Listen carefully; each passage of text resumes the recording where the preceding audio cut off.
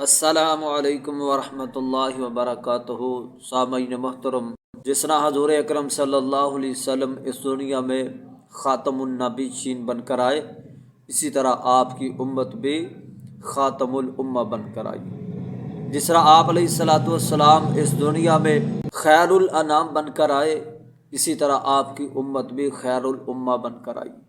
اللہ رب العزت نے آپ کو اور آپ کی امت کو بڑی عظمت، بڑی عزت عطا فرمائی۔ صحیح بخاری اور مسلم کی روایت ہے، ایک صحابی نبی اکرم صلی اللہ علیہ وسلم کے پاس آ کر کہنے لگا، اے اللہ کے رسول صلی اللہ علیہ وسلم، کل قیامت والے دن ہر نبی کی امت وہاں موجود ہوگی اور آپ کی امت بھی وہاں موجود ہوگی۔ جمع غفیر ہوگا اور اس جمع غفیر میں آپ اپنی امت کو کس نشانی کے ساتھ پہچانیں گے؟ تو حضور اکرم صلی اللہ علیہ وسلم نے ارشاد فرمایا، ان امتی یأتون یوم القیامہ غرم محجلین من آثار الوضوء۔ نبی اکرم صلی اللہ علیہ وسلم نے ارشاد فرمایا، اور جب میری امت قیامت والے دن آئے گی تو اس کے وضو والے جو اعضاء ہیں چودھویں چاند سے بھی زیادہ چمک رہے ہوں گے۔